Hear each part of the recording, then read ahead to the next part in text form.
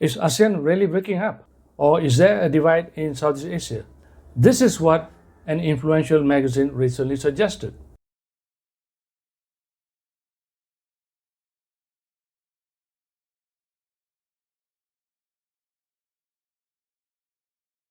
I think this is curious. The story goes like this. It says that Southeast Asia is already split into two. The Maritime Southeast Asia, and the other part is known as the Mainland Southeast Asia.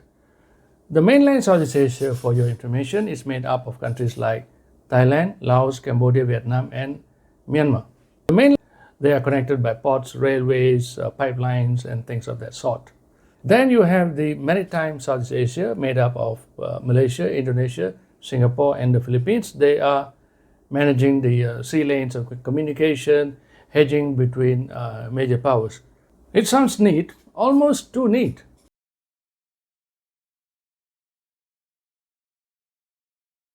Or is it a story that is being told for someone else's purpose? Scholars such as historian Anthony Reid, political scientist Donald Emmerson, and many others have used this division.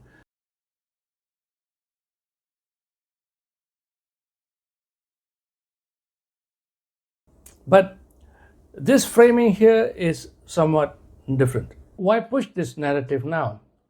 I think this narrative serves Washington's purpose. You see, if you can show that ASEAN is divided, with a majority of its members tilting towards China, then the US can make the case that it needs to exert its position here to pull the rest together. A frame designed to make ASEAN look weak and divided. And the problem is that this framing is very unfair to ASEAN. Because if Southeast Asia or we accept this framing, then Southeast Asia loses the ability to tell its own story. So I disagree with the framing that there is a geopolitical divide in Southeast Asia. The real divide in Southeast Asia is development. The original members of ASEAN, Malaysia, Indonesia, Singapore, Philippines, and Thailand too is part of it, is relatively more affluent, they are more developed, there's more infrastructure in these countries. Compared to the newer members who joined in the late 1990s, Cambodia, Laos, Vietnam, Myanmar, their development level is much lower than these earlier members.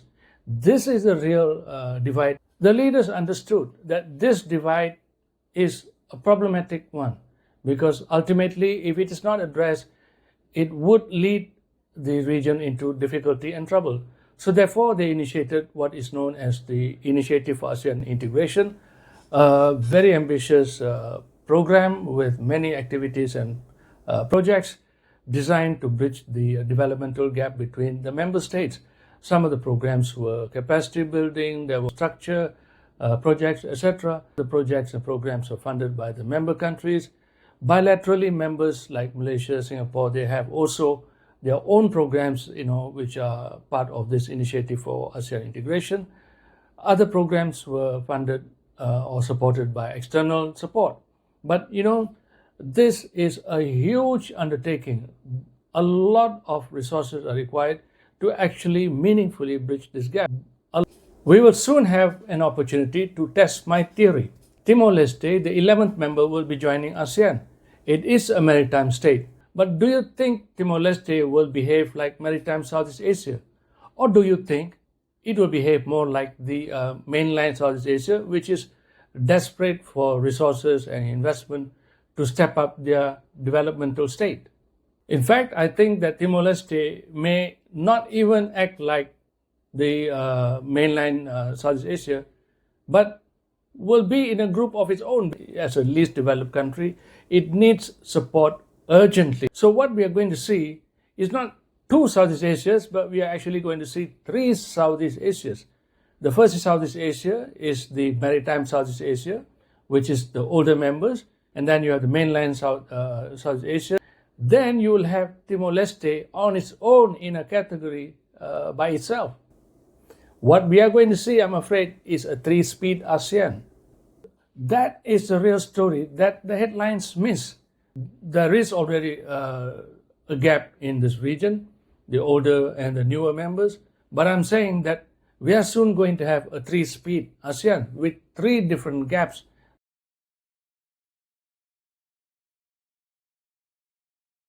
It plays into Washington's agenda, and it makes ASEAN look divided and weak, when that is not really the fault line. Framing it as a geopolitical divide is dangerous because it forces us to ignore the real problem, which is the developmental gap.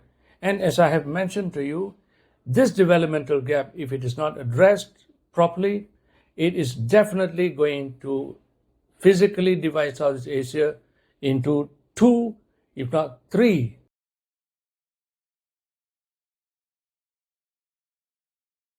Well, for one, I think ASEAN should put this developmental gap issue on the front burner.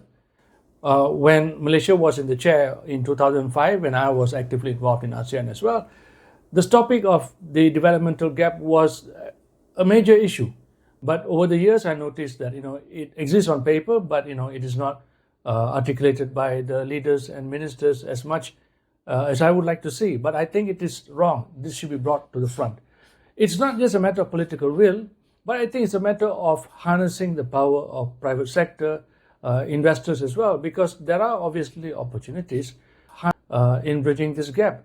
We are talking not just about capacity building.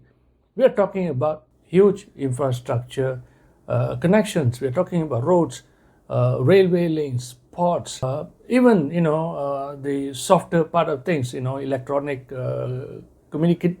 connectivity, trade.